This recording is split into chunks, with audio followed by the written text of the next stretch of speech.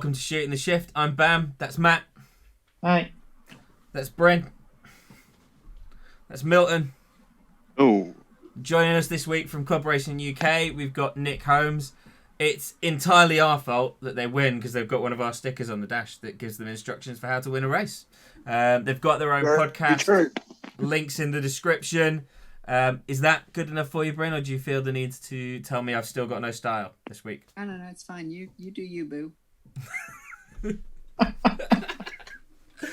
Okay, so this week we've brought Nick on to talk about horse racing.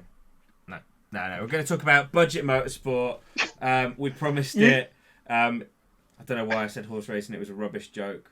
No, you laugh. The amount of people that try and join our club because they like horse racing. You just have to break it to them. You're like, terribly sorry. It's kind of not the kind of horsepower we deal in, I'm afraid. No. Dear. Oh, brilliant! Yes. Absolutely brilliant. So Budget Motorsport. I kind of think, Matt's talked about it before, and I think one of the better ways to get into things is join your local car club and go to like an auto solo event. They're 100%, that one. The amount of people that say to me that like, oh, it's too expensive to go motorsport. I can't get involved with motorsport. That's horseshit. Yes, everybody wants to be behind the wheel of a race car, but there is so many different avenues that you can go through. Auto solo, even little drift nights at your local track, something like that. You can get involved with motorsport. Like the first auto solo I joined, you have to join the car club, which is 20 quid for the year, which is cheap enough as it is, and then each round is 20 quid, and then you rock up in any.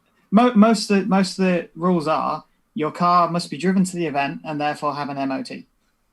That's it. Yeah. Isn't the fact that you've got to be part of the club something to do with MSA regs? If I remember right, I think part of the club that runs the event. Insurance thing, I'm guessing. Yeah. Yeah, so it was only actually last year, I think, that got brought in. You now have to have an official MSA license. So you used to have like National B, National A, international licenses, but now you have like I can't even remember the name of it. But even guys that do auto solos and things like that actually have to have an official MSA license now. Oh, that's a bit shit. But it's cheap. It's still cheap, but I think it's for years and years and years. These events weren't covered by like motorsport insurances and things like that. So they've kind of brought it into that. It sparked a massive hoo-ha because National B licenses actually hiked by something like 33%. So where we used to pay something like £70 for the year to grab your racing license, it went up to 150 odd quid. And as you could, for people like at our level, that's quite an extortionate amount when the pro international drivers got something like a 3% increase. So, but is that still at club level, or is that only if you're doing the actual proper championships that you have to have the license? No, still club level. That is bullshit. That is awful. Why have they done that? The best thing about the auto solo was that literally I saw it. I was like, I fancy that. I'm going to go and find out if it's any good. And what, now you've got to pay 150 quid before you can... Oh, no. I probably should have done some homework first, but that license, I think, there's just a license you get. I don't even know if it costs a lot of money, to be fair. I want to say it's free, but it's not. I know there's a slight cost to it. Matt, but yeah, do Google. Solos. Ready, Go on. Dad, let us know. Google. Find out, Dad. I mean, for me, kind of, one of the other ones is go karting for a day. It's relatively cheap if you don't own your own car. Yeah, it is free. It says join your local club and apply for your free RS Clubman license competition license. That's it. The RS and one. it does have license in it twice. But on the Motorsport UK website, it does say it's free. Oh, well, that's fine then. I take back all of my anger. Bullshit reverted. But Oh, speak, shit. It's speaking all right. of, It's all right, everybody. We're not going on a crusade to burn the heretics at the MSA. speaking of Motorsport UK, if you need any information on club racing or beginner motorsport or anything like that, that's the place to go, especially in the UK. No, Club Racing UK is the place to go. Nice work, Matt. Wait, Well, wait. No, Can we get one of the We will- guys from there and the guys from Club Racing UK and put them in a ring and make them box and Right. see who wins? That's a future episode right there. well, it's I'm funny you should fairly say that. sure- I'm fairly sure the MSA rebranded to Motorsport UK, actually. Yeah, it is. Yeah, it is. It's Motorsport UK now, which are the governing body for pretty much everything. We were actually going to be working with them last year. Obviously, they cover everything motorsport related in the UK, but they actually got in touch with us, and because we focus more on the club level circuit racing, they really liked what we did, so they wanted us to kind of do that side of it for them and do some promo events and things. But annoyingly, the dreaded C word settled in, and it never come to fruition. Annoyingly. I think everybody good who watches word. regularly understands what me wafting a Coors bottle, Light. a bottle of beer across the screen means. It What's happening? wasn't on offer this week. The normal beer. Coors Light. Oh, So Coors Light was cheaper this week than the Corona was, but you know. ah. Yeah, I think, and speaking of COVID, how much has COVID affected your year of racing? So massively. Well, it's affected everybody, isn't it? You know, we can't even go to the shops anymore. But a lot of race seasons obviously held off. We didn't start our race until June. As you're aware, we went racing in June and won our first ever race. But yeah, so the seasons usually start March, like late March, early April. But we didn't get to go racing until June. Well, it might have been July actually. Some series didn't even start till September. But yeah, they then just completely packed everything into like 3-4 months, even running as far as up until December. So some events were in December, which was entertaining to say the least. I have a question. Fire. What racing series do you do and what car do you drive? Plug yourself. Plug myself. So I've been racing since about 2016. Here we go. I actually did my first ever race in this little Mark II Golf. That's cool as shit. It was a friend of mine's. He couldn't make it, and he needed someone to sit in, and he helped me get my license and everything. So that was my first ever race. Then did classic touring cars in 2017 in my Vauxhall Vectra challenge car, and then Were you at Brands? Brands. What there? Did you go to Brands in that season? Do you know what? No, they did, but I've never raced that one at Brands. Annoyingly, I was there and then supporting in the pits, but you weren't. yeah.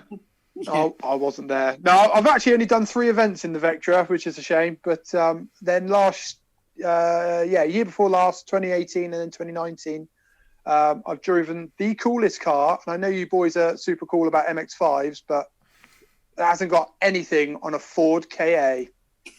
What are you going to say? I mean, What are you going to say? An MGF or something? no, I will give Nick a little bit of credit for that because I would care quite a lot if I crashed my MX-5 on track. I wouldn't give a fly if I came off the track in a KA and wrote it off. You'd be doing something. Wow. It's a good point because I don't think we've mentioned it before, but we've seen it when we've been drifting at Rockingham and watched like the Citroen C1 race. It's like 1 litre and it's like it's all momentum and you've got to have a lot of skill to keep the momentum up. Like I had for like 3 months while my Mini was being built, one of those shitty jelly mold KAs because it was cheap. They are cheap. Ours cost us 450 quid. Yeah, and I think mine like when I started driving, which was what, 18 years ago. Jesus, I'm getting old. You're not that old. 35. Carry the one, add the potato. God, Yeah. I was just saying that 18 years ago, you would have started driving at what, 14? I mean, technically, I've been Ish? driving since 7. No, well, oh, fair enough. I was in Caterhams with my dad when I was Oh, younger. nice. So my dad is colourblind, Oh. so couldn't actually get Very cool. onto a track. Just the flags waving at him, we think, yeah, I'm doing well, and he's being black flagged. Or there's been a massive crash and he's zooming past everyone. Yeah, no, I'm Why is from. it slowing down? My granddad ran a race team called Fenner Honda that have won the Manx Classic quite a lot. And then, Nice. yeah, my dad couldn't get his racing license on bikes because he couldn't tell the colour of the lights. So he started building a Caterham and then realised he wasn't going to be allowed to compete in that. So I just put his 7-year-old son behind the wheel of the thing that he'd built instead. Off you go. Yeah. Well, he started this. So like my entry into motorsport when I was quite young, like the first thing I did was, he was like, right, we're going to build a go-kart and you're going to learn how a car works. So one of the first things I did was go, it doesn't need brakes. I'll just go really quickly around the corner. And my Take that dad on. just let that happen. I learned the lesson that your brakes being of a suitable quality for motorsport work by having the biggest bloody spill I've ever had in my life on a go-kart that had a petrol engine and was made of wood. Good effort. But I What learned could from my possibly go mistake, and one of the first things I do is upgrade discs and pads on every car I buy. To be fair though, go-karting is a good point because there's go-kart tracks all over the country. So without bothering with licenses and stuff like that, you can go with a group of mates to a go-kart track at the weekend and have a race. Turns out there's a Yeah. go-kart track in my village. Sorry, what? There's a go-kart track in my village. So when In- this in is your all village over, in the middle of nowhere. we'll get the GoPros out and we'll go and just film us lot racing. Yeah. And Yeah. we can then confirm the principle of Mario Kart that when Yes. Bowser hits the smaller driver feels it. When I ram Bryn and Milton. You have to catch us first, you see. I just And we've started already the- established you weigh 1.6 brins or something, isn't it? No, it's 2.2. 2.2 Brins currently, and I think I've had quite a lot of takeout last week because it was payday, so I might be back up at 2.3, A bit more. 2.4 Brins, which is an important point, Nick. Actually, one thing we do ask all our guests is, how many Brins do you weigh? Oh. Now, have you weighed Bryn in kilos? Because I only know my kilos. Oh yes. I'm not gonna tell him. 110 kilos. You are 2 point an amount of brins. Nice. There you go. See, what Bryn? You've gone quiet there, mate. I know. That's because I said it under my breath. That you people are so fucking heavy. Jesus Christ. To be fair, I'm the worst size for a racing driver. I'm 6'5" and I weigh a ton. I didn't Yeah, realize that. I was just about to say, I think I'm the only one that's actually met Nick in person, and you are quite Yes. tall. Oh yeah. Meanwhile, So I'm now five, picture that in a Ford KA, like this. It's gonna be like it's gonna be like me driving the hijet all over again, Bryn. Is it like that scene from The Simpsons where Nelson laughs at that guy and he gets out and he's like, Yes, like 10 feet. So the first thing is, why the KA? Is it just what was cheap, or? No, so as Matt mentioned with the C1s, I was racing in the Vectra all by myself with a couple of mates helping me out, and then two guys I work with, who are now really good friends with me, they wanted to come racing as well, and then literally as we were deciding what to do together, the MSVT brought out the Enduro KA, which was a series to rival the C1 Championship. So one make car, 1.3 has to be the 1.3 ZTEC engine. You have to buy the parts from the organisers. So technically, every single car is exactly the same. And yeah, they're not the coolest cars. If you're dreaming of being a racing driver, I guarantee not a single person as a Ford KA on their wall I as a would. poster car. I would. I've done it. But- They're one of those cars that are like underrated cool. You always look at a no, KA as like, I'd no, never buy no. that. I'd never daily. No, Nick, I would- Nick, no. it's probably worth mentioning that when we did a dream car episode, Bryn pulled up the Fiat Multipla as on his list. oh my God. We just kind of accept that Bryn's a little bit Right. broken. KAs are cool. They're like a tiny little, really pansy hot rod. No, they're not. They're shit. Mate, They are terrible. They're a jelly mold with body roll. But you say that, right? You can knock them as much as you want. Our little car sits at 5,000 to 6,000 RPM for like 12 hours, which is the longest race we do. It doesn't bat an eye. It's it's ridiculously fun. Oh no, they are pretty bulletproof. I'll admit, to whatever I put mine through in those 3 months, it was still a perfectly saleable car at the end of it, and I had no intention. I was determined to write that thing off before I was done with it, and it just wouldn't die. I certainly wouldn't want to go. It's really surprising. I would not want to go and compete in like a Mark II Punto with the gearbox made of cheese. I don't think that'd last 12 hours. Yeah. So, how did you get into things? What was the first thing you did when you were like, I'm going to go racing? How did you get started? So for me, and actually I got a bone to pick with you lot. Obviously your last episode, you were talking about computer games and gaming, and I didn't hear a single mention of the Toka Touring Car series. Oh, games. yeah. I've never played it. Yeah, I'm too young. What? I thought, all right. Okay, so I'm on a show with a bunch of kids. It's cool. So that's where my love of motorsport started. Was actually playing computer games, PlayStation 1, PlayStation 2, and all that. But then whoa, obviously have you ever played Lego Racers? No, actually, I haven't. I was watching your last episode. I was like, no, not played that one. You're going to do the theme tune again, Milton? I can't remember off the top of my head. Sorry. Yeah, I mean, so that's where it started. I've always been a fan of racing. Obviously, used to watch it on TV. Used to watch Super Tourers, and always been a circuit racing fan. And then I used to go to BTCC events, you know, with my mates and stuff, watching it. So I was the other side of the fence. Who's And your it favourite was driver? Probably back. Oh, that's a tough one. Sort of anyone when you who first started. anyone races a car. When I first started, like the likes of James Thompson, Jason Plato, you know, British touring car drivers. Proper ones. That's kind of where I'm at. Well, no. So in his defence, obviously, when I was doing that kind of thing, I was like, I'm a fan. You must show me attention. Yeah. Now I've been in the scene a little bit longer. You imagine how many people ask to talk to that man.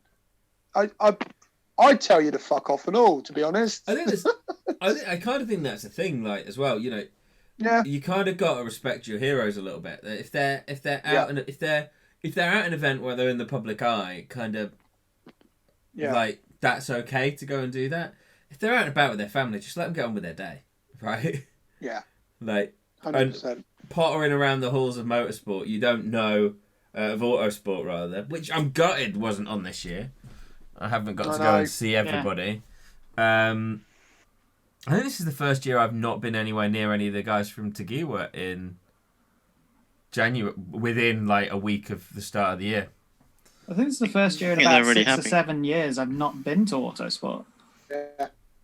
And that is actually, speaking of autosport, it's a really good place to go and get an idea on what you might want to compete in, you know. It is to a degree. See, the Club Racing UK was actually born from an autosport show. One thing we realised last year, we actually were at the show. We had our own stand there. The prices to be there are astronomical. They went up like We had 3 or 4 times, didn't they? To what they was before. So we had a 10 by 10 by 30 triangle space. Should have cost us 30 grand. What? And now for a club of our so for a club of our size and multiple small car clubs, there's no way in hell you'll afford to be there. Okay? Yeah. So, although you go to Autosport to look at the cars and you want to speak to clubs, only the clubs that are massive, like 750 Motor Club, the BRSCC, I mean, not even the BARC, like who own Thruxton and various circuits, they weren't even there last year because of cost. It was ridiculous. Mental. Yeah. I think we'll Absolute mental prices. We'll hopefully see that get back under control next year, because everybody needs to get people through the door again. Yeah. You know, the Autosport this year was very much a virtual event for the trade. Certainly next year we'll abuse trade passes, I think, and not go on public days, because it's a nightmare to film on a public day. I'll wear my race suit if you have to, Matt. Bryn. Bam. Steve. Somebody, Do you want to drop Nick's name in there as well, Milton? Bam. Boris. We'll put you in a wheelchair, Milton. That's actually how me and Matt managed to get decent footage last year. Is Amy's got hypermobility, so occasionally she needs a wheelchair. So I just rent one for the day, and then when she doesn't need it, they'll push me around in the wheelchair so I can get smooth footage. But no one gets in the way of a guy with a camera and sat in a wheelchair. Yeah, they won't say anything either, because it's social norms. Yeah. But anyway, Budget Motorsport. Yeah, back to Budget Motorsport. We might need a swoosh there, Bam. No swooshes. We're going for the one taker. We keep missing it every week, Milton. We're going for the one taker. Going for the one taker. I think, and in fairness, I think Autosport is part of that Budget Motorsport thing. You know, grass track isn't really a Budget Motorsport.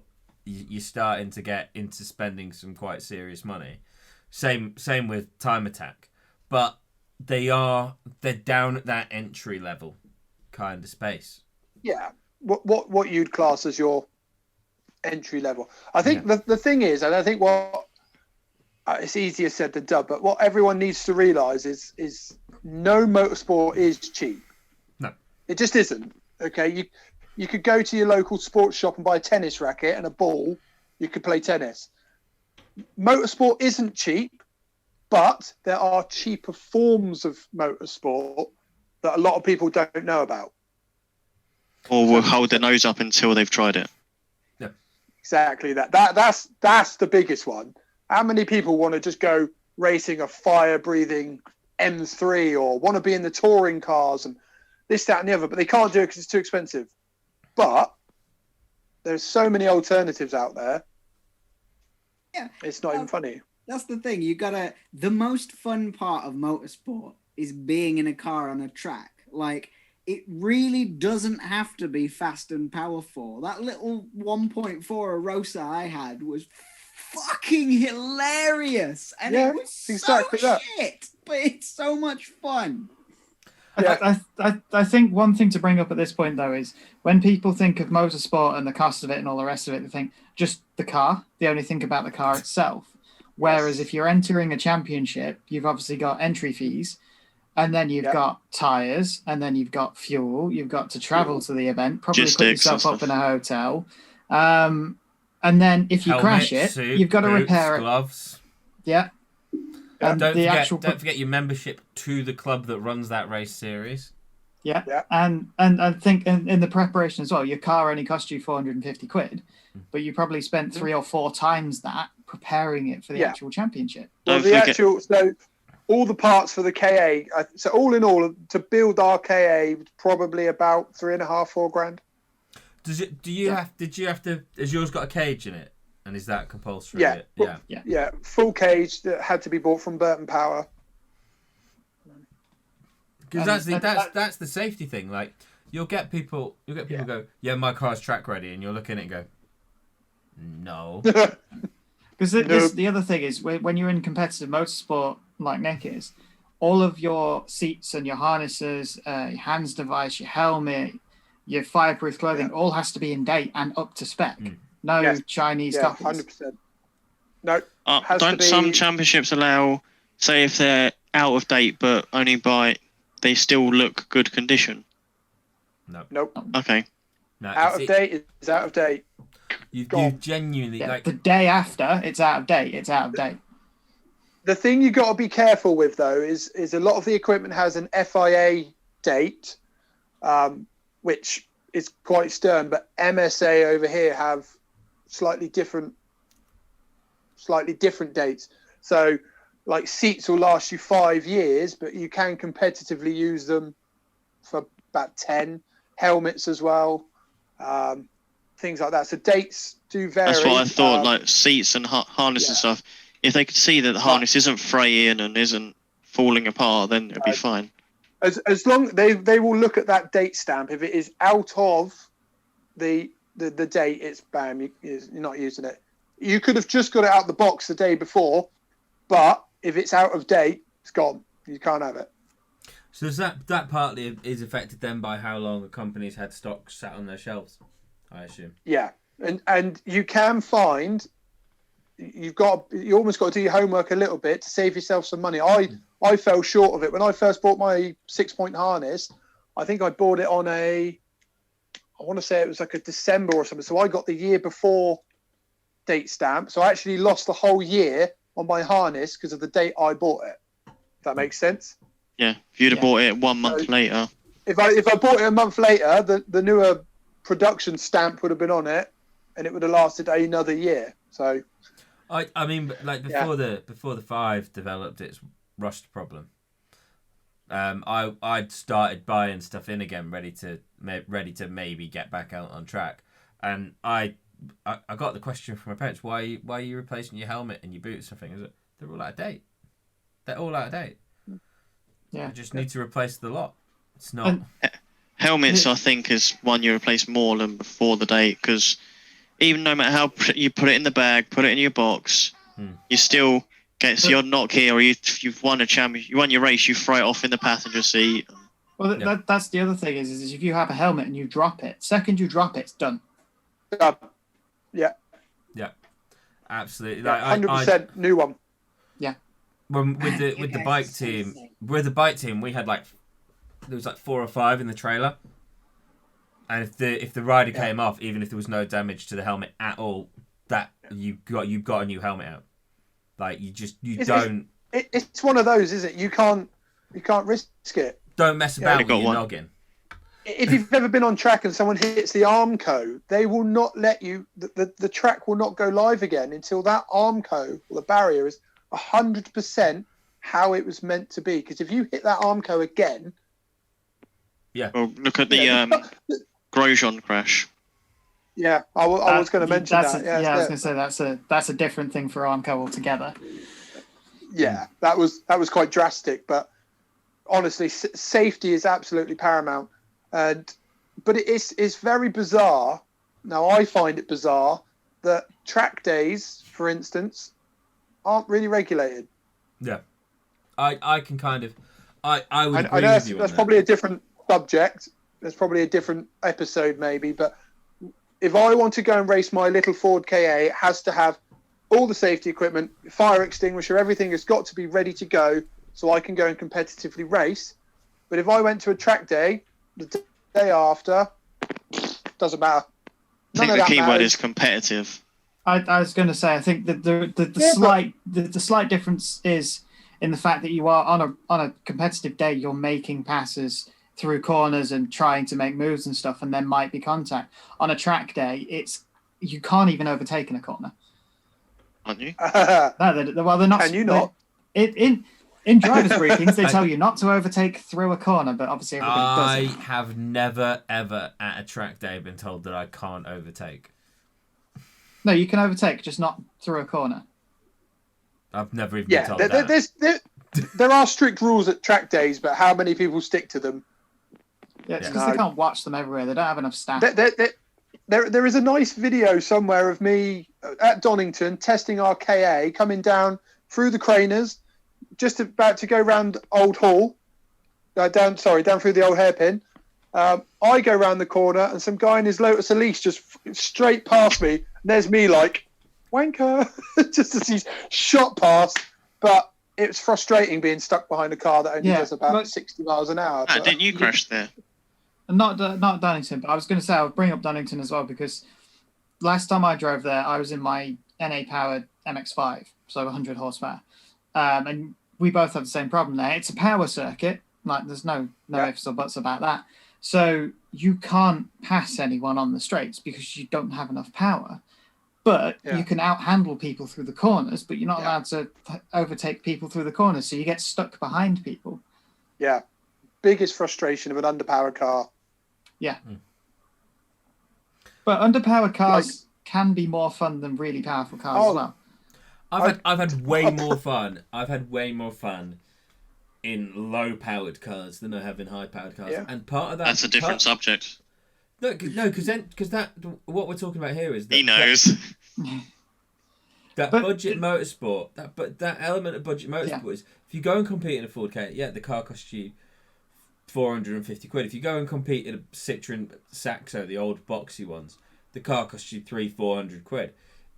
If I go and compete anywhere in my Stagia, that's a really expensive car for me to crash. Yeah, because fixing it is parts from Japan. Yeah, but it's it's kind of like Nick was saying about people sort of looking down on some things. But as I was kind of trying to say earlier, like really the most fun part is whatever you're driving, as long as you can drive it to its max, that is where the fun is. It doesn't matter if you're doing 50 miles an hour or 100. You might think it's going to matter, but you will be having just as much fun if you're about to lose control at fucking 44 miles an hour. Trust me. It's being on the edge of control. And in some ways, that makes it more fun because it's really easy to get in a Rosa on tiny, tiny tyres to get a little bit pear-shaped. Yeah. In that it's not just the racing. Sorry, go on. No, I was going to say that is absolutely nail on the head there. I've never had more fun than being on a track with 30 other KAs than I've driven some stupidly fast cars in my time. And yes, they're fun on track, but you're also at the same time a little bit, I've got to be careful here. This may kill me any second. The KA, you can just three-wheel it through Paddock Hill Bend and not give a shit. It's brilliant. I was going to say, sometimes the best thing about motorsport is not the on-track, it's off-track. And in the pits and developing friendships, because I'd have never met them lot. Not met Nick yet. But... Not yet. If it's off track and the banter in the pits and talking. In fairness, Milton, you guys met me because somebody went, "Have you met Bam?" You all asked who's that, and you got pointed at the guy in the fur coat. I met you at a car show, but it wasn't free drinking. It was just we owned an MX-5. It was JAE. What? And I wasn't drinking at JAE. He was, but I wasn't pointing. I was about to say, mate, was I all right? It was 10 o'clock in the morning. But back to the point, like everybody in this call, apart from Bam, I've met through actual motorsport. Yeah. And in fact, all of it, I met the people that introduced me to these guys through them knowing about me doing stupid stuff in motorsport. Basically, you cannot be a weekend away with all like-minded racers in a paddock. Yeah. And as you say, it's not so much the on track's great, but it's when you've done a race with someone, and then afterwards, when you're all packing up and you're all together, or you're having a barbecue at the end of it, and you're all talking about that one overtake that someone did, or Muggins over there who ended up spinning off and into the gravel. And that's one of the best things I've always found about Budget Motorsport, actually, is at that bottom end, you can have a great rivalry on track, but you get off the track and everybody's friends. Yeah. And it's you're at that level of, obviously there's people that are racing at the same level I race at. Don't get me wrong, I'd like to climb the ranks as well, but there are people that are solely focusing on becoming the next British touring car driver. Yeah. But so many other people are genuine, hard-working people that work 5 days a week to pay for this hobby that they do at the weekends. Because my entry to Budget Motorsport was for Fueltopia's barrel sprint, and when it was explained to me, it's three donuts around a barrel over 100 meters. sounds a bit crap. First gear is not proper motorsport, but when you're on the lights there and you've got people watching and there's some guy next to you, you suddenly get that adrenaline rush. And when you're both crossing the line, it's down to a tenth, and then you find out who wins, and then you talk, oh, so what have you done to make your car faster? And then you tell each other. It's not, I don't know, I just did stuff. It's, oh no, I changed my tyre to this, and that's it. You would have never have spoken to that person that you've just raced ever, but the minute you both stop, bang, you've got that connection. I mean, cars do that, don't they? You don't have to be a racing driver or competitive. You know, you could be in the show scene. You could do your pop bang maps on a little Fiesta ST. If you've all got that common ground, it's no, that's not public service announcement. Pop and bangs are. Yeah, I mean, I know that your whole ethos, Nick, is to be inclusive and get people into motorsport. 100%. Do not include those cretins. Pop and bang. Okay, one second. I'm trying to be diverse. For the purposes of being inclusive, pop and bang maps are not. Pop and bang maps are shit. Don't do it. They're bad for your engine. It's a fucking stupid idea. Bryn, do you, as the engineer, do you care to get in on this little rant that me and Milton pretty much covered? I wish I hadn't mentioned it now. He's been there. Yeah, this is your fault, Nick. Sorry. If we circle back to the subject at hand, like the whole camaraderie at club level is completely different, because I've seen it when I've been helping Milton at Formula G. Is one person's car breaks and then everybody rallies round to help them fix it so they can get back on track and compete. Because I don't know if you was there, Matt, but there was a guy, he had a rear-wheel drive Subaru, so it was obviously converted, and his first run in practice, he blew his gearbox or his clutch or something. So then the rest of the day, to try and get him to win into the first qualifying, they managed to move his qualifying, and then there was like 4 different teams all standing around. Oh, can someone pass with this? And I've got my ratchet. Here you go. So they've got 2 under there, and they all work together, and they even so he could get in to qualify. I think that's one of my favourite things about working with Milton through Formula G and the drift taxi stuff he does is just the second I go, I'm with Milton, how welcoming everybody is when I'm going to film him. You know, the guys at Formula G, there's been other drivers who've offered to take me out just so I can get another view of Milton's car for shooting a video of him before now. We've never had the time to do that so far because I've got when I'm filming at a weekend, I'm all over the place. Getting out on track with Milton when he's competing is brilliant fun. I don't have the stress of having to win the race, but I still get that little buzz of, oh shit, you came in Coventry, didn't you? Yeah. Cov was a prime example of that. But that was Budget Motorsport for the masses there. Formula G in a car park in Coventry Motorfest. Yes, it's awesome. On TV as well. You don't get that camaraderie as you go up the ranks though, because I mean I've seen it from both sides. You do things like, you know, even in like drifting's a prime example for it, but like even in the British Drift Championship, if something goes wrong, people will help you to the best of their ability. And then you go to professional motorsport, and I've been in the garage at some proper race events, and it is completely the opposite. And I don't like that. You know, when you get, I think it's because of the money.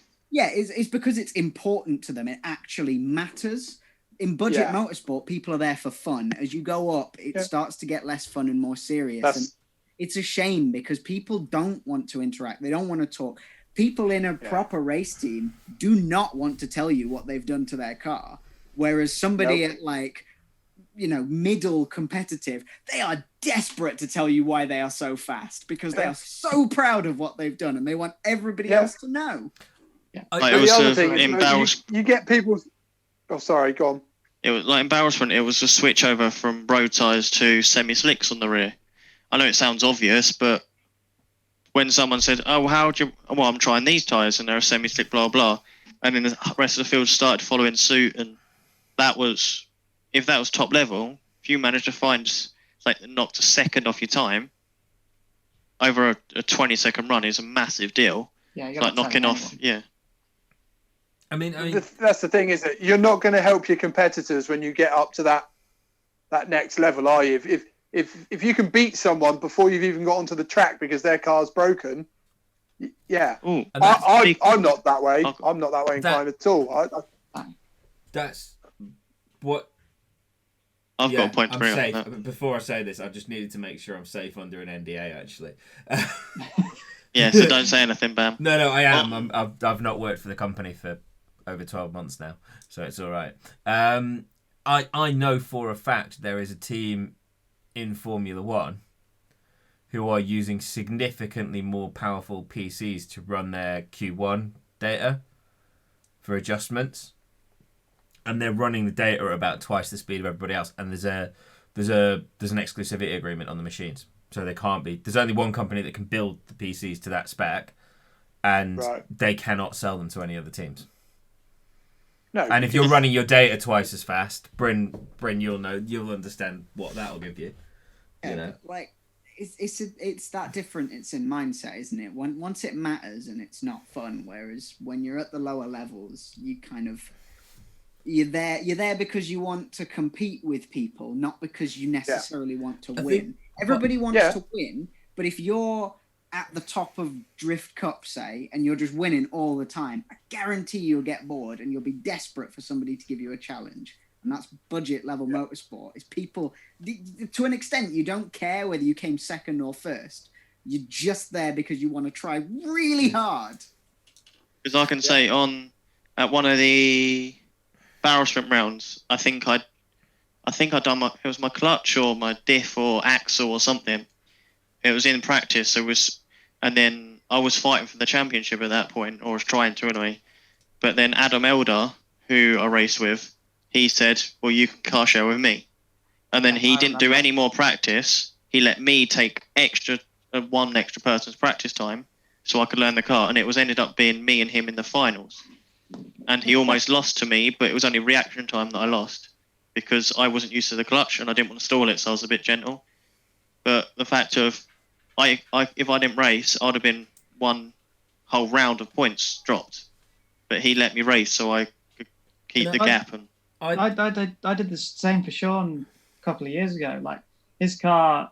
Yeah, I remember. I think his gearbox had gone. And I'm not even in the championship. I've got my drift car sat in the drive. So it's not perfect, but you want to go and compete. Here's my car. Just take my car, go and have some fun in it. Like, it wasn't competitive in any way, shape or form because it's a drift car not designed to do Formula G in Gymkhana, but he still went out and enjoyed it. Yeah. And you're not going to see a British touring car team having somebody have their car written off. It's like, oh, we've got a spare one, take it. They're just not going to do it. But the thing there is, I think that's actually at the detriment of the sport. But it's all to do with money. If you're spending thousands of pounds, which is at the top level, or hundreds, whatever, to be there, if you can be one position up more, which will then be better for your partners that you've got contracts for, and because that one person that's written their car off and you don't help, that might mean you get into the top 10, which means you fulfill your contract, which then means you get sponsorship for the next year. That's a lot of stuff. That's a good point, because specifically at Formula One level, the difference between 4th and 5th, for example, in the championship overall standings, it's a few £1 million. Like, it's really significant. And that's why we're trying to say, don't be desperate to get into the big boy cars. Have fun in the little cars. You'll have a lot more fun. It's not as stressful. Yeah, absolutely. I remember my granddad telling me, if you have a choice of the way to behave as a driver, be more James Hunt and less Nicky Lauda. 100%. Just enjoy it. There's a documentary on that, isn't there? Yeah. I'm sure there's. What's it loads called? of Plenty of documentaries. There's documentaries. There's a film called Rush. Yeah. I was That's going to say, it, you're Rush. probably thinking about the film. It's not the documentary as such, but it is. It's a cool film. But that's exactly it. I don't know. I'm a firm believer of living life to the max and having fun. If it gets too serious and it gets too stressful, why are we doing it? Why would you do it? Take what's on the end of every single gambling advert you'll see on the TV. When the fun stops, stop. Stop. Yeah. Basically, when you get offered a professional contract, tear it up, chuck it in the bin, and go back down and get 450 so what you're saying quid is, KA and go have some fun. Don't get into cars because cars are stressful. Well, there is that. The thing is, what you'll do is you'll spend 6 months building a car and it will break down for 2 months, and then you'll have one day where it works flawlessly, and you'll be the happiest you've ever been, and that day makes all of it worth it. Absolutely. Like if you look at my MX-5, like because of the rust, it's not been out for 2 years. The day I get back into that thing, it's going to be a glorious and beautiful day. Be worth it. Yeah. Be worth the wait. It'll be worth all the wait, and it needs a cage, but I am going to get out and compete in that thing again. I don't know what I'm going to compete in. I don't know. All I know is it'll be some form of grip driving because. Come do Formula G. It's all about grip. Yeah, but then you'll lose, Milton. It's this is the thing though. If you're working on a budget and you don't have $3,500 to put your 450 KA into spec, spend a year or two saving some money and just do little bits. And the process itself is part of the fun. I think all that's left on my 5 would be a cage. Like it's got a 4-point harness, which is got a half cage, isn't it? No, it's just got a harness bar. Oof. I know. At least fit a half cage. Yeah, that's enough. But mine's used predominantly in Mexico. If you crash, you do want to die because it'll be cheaper than. Yeah, Mexico is fine. Mexico is fine. Yeah, I think so. So the first thing you've kind of got to do is do your research. So go to Club Racing UK's website, have a look what's out there, what's about. Yeah. See what you need to compete. Some sports. One of the things that really surprised me about Time Attack, especially for a series where you're out on track with intervals, you're not really lapping, overtaking anyone, there's less risk, was the cost associated with it, which was like £50 a year for the club membership, and then it was like £1,500 per weekend. No, £300 per weekend you competed at if you didn't buy the full season pass. So there you've got 300 quid just for turning it up. And you've not put in your car, your tyres, your fuel.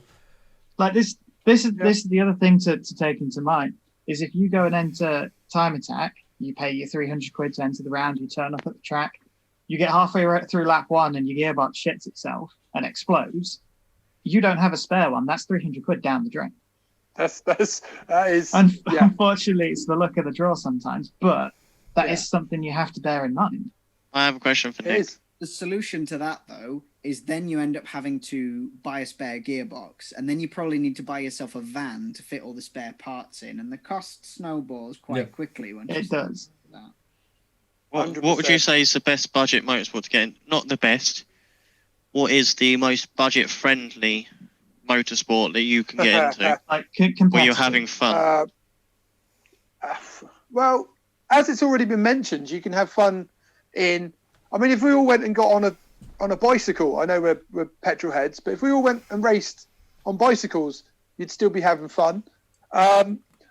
We did an episode on this. Obviously, if you're interested in crunching numbers and obviously saving the money, there's tons of series. So we do the KA because we broke everything down into pounds per seat time. So that's clever. So stuff like the KAs, the C1s. What else was there? There's a few other series. So you do like an 8-hour endurance race, costs you 1,200 quid. You share it with 3 friends, but you're in the car for 8 hours. You get loads of track time. As where a lot of sprint series is, realistically, you get 45 minutes in the car at a weekend. You get 15-minute qualifying and then 2 15-minute sprint races. That in itself, the entry fee will cost you just shy of £400. Tyres, fuel, getting their hotel. You're looking at £1,000 a weekend for 45 minutes seat time. So, but you then got to factor in the kind of things you want to do. So, if you're happy doing some people don't like endurance racing. We did Snetterton 12-hour where we won because of your sticker. Yeah. You got 4 hours seat time each. That's a lot of seat time if you're competitively driving. You'd be knackered at the end of it. So Yeah. I think can't do endurance. this is where you've really got to do your homework, and I'll explain a little bit where the club came from a little bit later. But there's so many different variants out there at the moment. The most popular things are like Club Enduro, City Car Cup, isn't it? Yeah, so you get City Car Cup.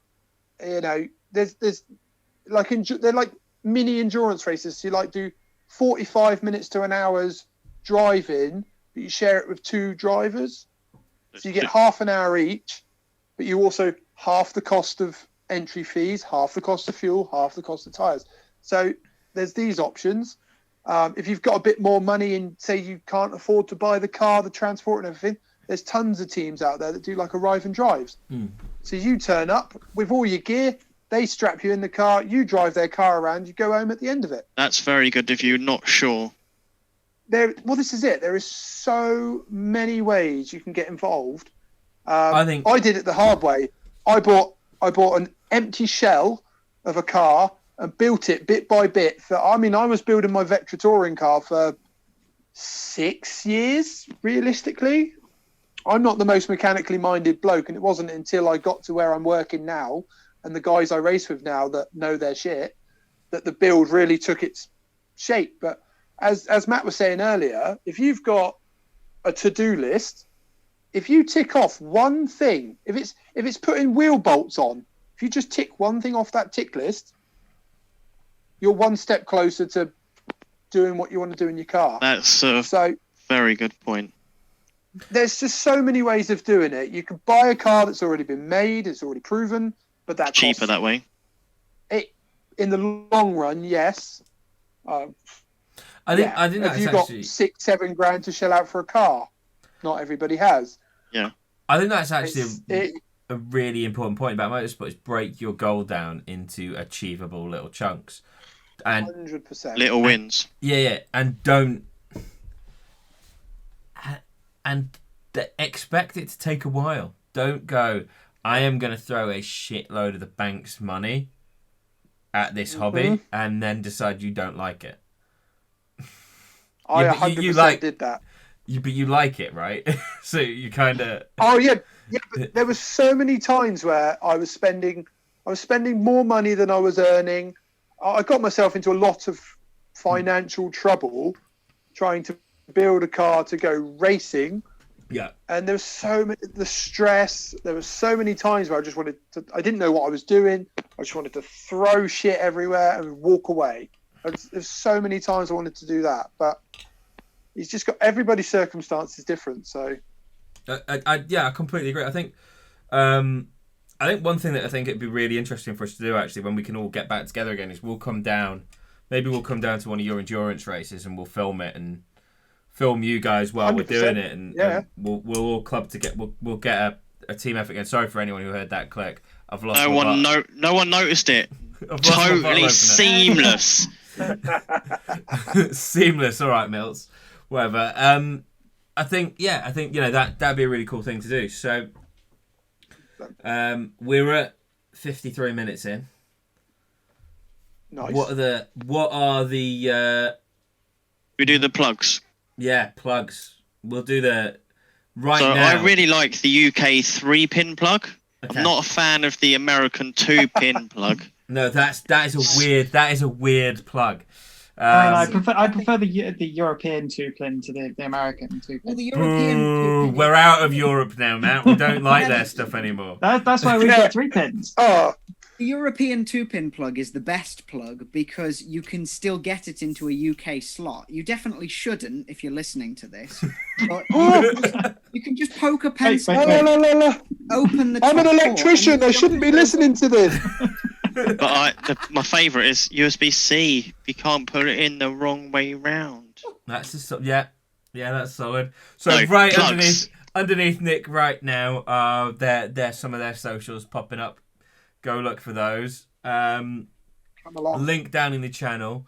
I might this week figure out how to do featured channels on our channel, and Corporation UK will appear in there if I do. Bam. Hi. And there's a whooshy thing that we've just had to have because Milton asked me to do something I'm not going to do. Yeah. So socials, everything available down below. Check out Club Racing UK. Check out their stickers. Don't forget to buy our stickers. Merch. Yes. Yeah, actually, buy your stickers because you do win races. Yeah. I actually think that limited. Kid you not. Let me just check a thing before we say go and buy that sticker. Because I did. What we do is we with the limited edition design, we only ever print 50 of them, and that's it. And I actually think, if I remember rightly, he says check in. It's going to be a wishy thing, Ben. No, it's not. I'm just doing a quick stock check. I mean, I'll just do a. I think, Bam, you gave me 2 lots of stickers in 2018, didn't you? I did. And then I won every round of FPS Bar 2, came second, and didn't even need to turn up last. They work. Yeah, and I won the championship. They genuinely work. I've never won a race in my life. I've always been the bridesmaid, seconds, thirds, maybe. But then as soon as I put one of your stickers on the dash of our KA, it was actually our first race back last year. We won the 12-hour de Norfolk with your sticker Norfolk, yes. on our dash. This is the most important thing. The reason I have such a long beard is because I'm actually a wizard and imbue every sticker with a little bit of magic for you. And it worked. Yeah. That is Fenner Honda magic. We won so many trophies competing that they ran out of room in my granddad's house. So there is a pub in Birkenhead that is full of our family's trophies around a shelf around the top of it. No way. How cool is that? It's That's absolutely cool. absolutely brilliant. So the magic that goes into Fenner Honda engines goes into every single envelope we send out. So make sure you buy shit if you want to win. And really importantly, if you want to win, buy a sticker that gives you instructions for how to win. The government advisory one that's in Nick's car. There are only, as of this moment, 4 left in stock. Oh. 4 more winners. Do a buy. Do it. That's enough plugging of merch. Do a buy. Nick, have you got any closing thoughts to pass on to anyone? Hang on, Bryn's got something. Can you just make another one briefly to put at the bottom of the screen right now that says "Do a buy, get the sticker, win races"? Yes, I can do that. There you go. There you go. Yeah. So Nick, any closing thoughts from you other than go subscribe to your channel? Well, yeah, obviously, come and check us out. If you're interested in circuit racing around the UK, obviously check out our Facebook, our Instagram, and all of that jazz. We are 2 passionate guys. It's me and Steph that run the club. We're passionate racers. If you've got a question, ask it on the group. You know, everyone's super helpful.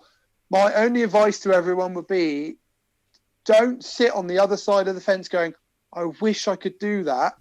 Get involved. Even if you can't afford to race a car, find your local team, find your local club.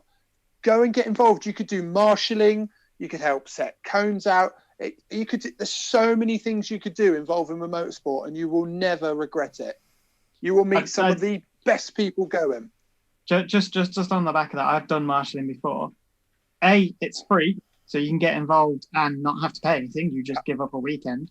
And it's a lot of fun. You meet some nice people. And I've been up properly close to motorsport and cars that I wouldn't normally be allowed to get that close to because I had to pull it off the track after the crash. Yeah, exactly that. And we can't go racing without marshals. Yeah. Right? Or with you guys. So if people don't do that, we can't go and have fun. So please do it. Thank you. As Santa Pod Marshal. Yeah, get on the Club Racing UK website. Check what clubs you can be part of. Check what licenses you need. Check the regs for the vehicle. Make sure you're up to spec. Take as long as you need to build that car. Test. Get to know Don't your overbuild vehicle. though. What was that, Milton? That's the biggest one. Do not overbuild. Build it to the specs and then just use the bloody thing. Yeah. Yes. Don't overthink it. Right? Yeah. Yeah. Do not think you need 300 brake horsepower out your engine. You do not need 400 mil brakes and discs. You do not need the latest digital dash. You don't need any of that. As Bryn was saying earlier, just buy a shit box, pull everything out of it, go and do a sprint or a track day or something. Do that first. You don't even have to go that far. If you want to do an auto solo with your local club, you literally turn up in whatever you drive to work, because you can't break it at an auto solo. You just turn up with like a diesel Golf and you let rip, and you will have a whale of a time. Absolutely. Yeah. So also, while we're doing shout outs, I just want to shout out my neighbor, because this episode is the epitome of this woman, right? If whoever you are, you think, I can't do it and all that. One of my neighbors is 40-something years old, and one day she just decided to go and do flat track racing. That the motorbike stuff? She just bought a flat track bike and went, and that is now her life. That is loving it. So don't sit on the other side of the fence, like Nick says. If you look at a motorsport and you think that looks cool, go and do it, and I bet you'll become obsessed. There is so many ways to get involved. And now, thanks to Milton, every episode, there is going to be a whooshy thing there. But thanks to Milton, we should nickname them Milton every Whooshes. episode, right? We don't get to do it in one take because this guy, that guy says something stupid. We'll just rename them Milton Whooshes. Milton did a thing. I might just pop a black card and screen says it's Milton's fault. And then don't care. So anyway, in wrap up from the episode, you know what to do. Go out, get involved, have fun.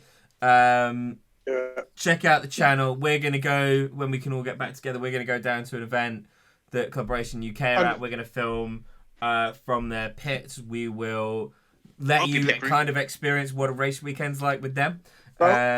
We're running 2 cars this year, team cars. We've actually got a Mini R53 this year we're playing in.